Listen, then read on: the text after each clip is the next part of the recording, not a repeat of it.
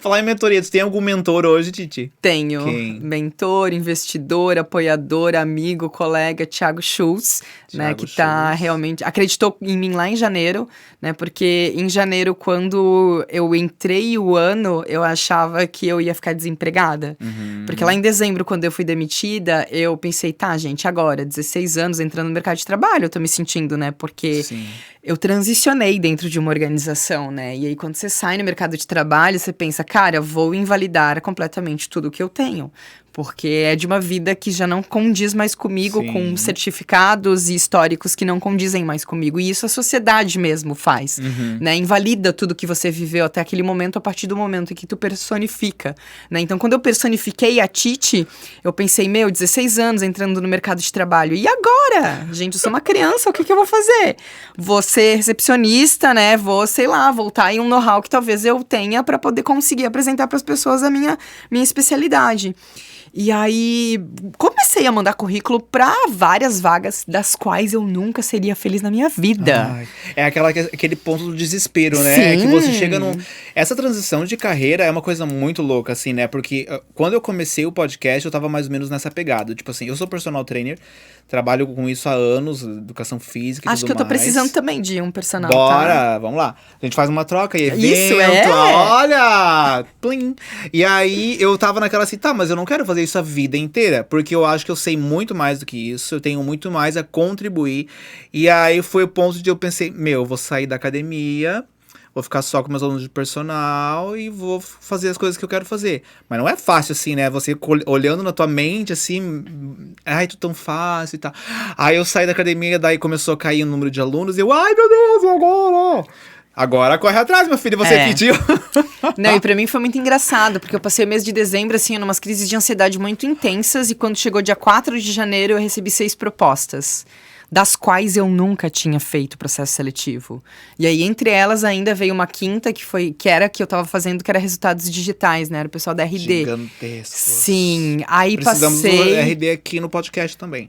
RD, Fundação CERT, Thiago Schultz, Silva Schultz. Não, aí... Thiago, eu já ouvi tanto teu nome aqui, Thiago, que se você não vir nesse podcast, olha, vai dar PT aí. E aí, obviamente, ali fiquei extremamente assustada, né? Foram 5 propostas de emprego, das quais eu não fazia ideia que viriam a acontecer na minha vida. E como que elas vieram até você? Vieram. Do nada. Por questão do crescimento profissional que eu vim tendo nesses últimos tempos, acabou Certo, acontecendo. descobriram, a Titi tá desempregada, vamos. Foi muito isso. Aham. Foi muito isso que aconteceu. E aí, nesse meio, tava o Thiago ali também. E aí, Titi, vamos empreender? Nossa, eu pensei, sei lá, umas 10 vezes, assim, antes de dizer um sim, assim, pra ele, né? E aí as coisas acabaram acontecendo, ele me chamou pra trabalhar no ecossistema dele, e hoje tô com ele realmente firme e forte, e ele é meu mentor, me liga de vez em quando pra poder conversar comigo, e aí quando a coisa aperta, quando bate o desespero, eu ligo pra ele também, Thiago, eu preciso de Isso 30, é um 40 mentor, minutos, Que legal, é muito importante ter uma pessoa assim, né, que tu não se sente tão sozinha. E tu tem ali uma pessoa que pode te apoiar e te dar uns tapas na cara, dizendo, não, levanta essa cara aí, vamos, levanta essa cama e vamos fazer o negócio se mexer, né? Você é implementadora de cultura e diversidade, né? Qual que é a importância da diversidade para posicionamentos de marcas? Nossa, é extremamente importante, né? Talvez era uma das perguntas que nem precisariam ser feitas em questão realmente de empreendedorismo, né? Sim. Mas infelizmente a gente precisa lembrar, né, das marcas em relação à diversidade que a gente precisa, e eu acredito que isso é algo extremamente necessário se nos próximos anos tu ainda quiser ser visto como uma empresa, né? Ser visto como uma organização. Então, em relação a essa cultura aí de implementação de diversidade, é uma importância tu entender, analisar e compreender de como tu vai fazer dentro da tua organização, porque não é só uma questão de posicionamento de marca, né? É entender que tu precisa ter um marketing, uma comunicação, né? Ter um branding em relação a tudo isso, sobre a diversidade da tua organização e lembrar, né, que a gente está vendendo para pessoas diversas, né? Todas as pessoas são individuais, todas elas têm personalidade, então isso é falar sobre o posicionamento de marcas em relação relação à diversidade e se posicionar no mercado dessa forma. Mas daí quando a gente olha para dentro em relação à empresa, Sim. é um outro quesito, né? Uma outra necessidade sobre essa parte realmente de diversidade, né? Então são dois viés completamente diferentes. É isso que eu queria te perguntar, né? Porque assim, é muito engraçado.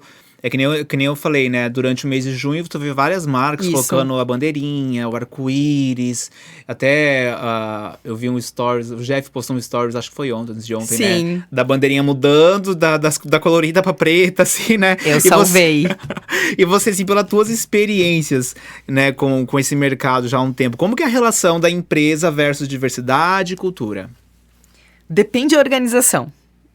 Tem organizações que a gente compreende e entende que no mês de junho, aí no mês do orgulho, tem esse arco-íris, mas dentro das suas organizações nem sequer sabe o que é igualdade e equidade, né? Então isso é algo realmente delicado quando a gente entende e compreende sobre isso, né? Então é importante a gente poder compreender que precisam ter ações que façam com que mostrem para a sociedade né, o real significado do que tu tá transmitindo. E não só no mês de junho, né? Que é isso que é importante. É, porque eu acho que o mês de junho, ele é extremamente interessante, porque ele é o mês do orgulho LGBTQIAP+, né? Então, assim, eu vou falar muito sobre essas siglas, porque eu compreendo e eu entendo que é uma porta de abertura não só para essa comunidade em si, mas para a gente entender que existem negros, gays, que existem indígenas, lésbicas, que existem pessoas pansexuais que são deficientes físicos. Então vem vindo aí um guarda-chuva de diversidade que é extremamente interessante a gente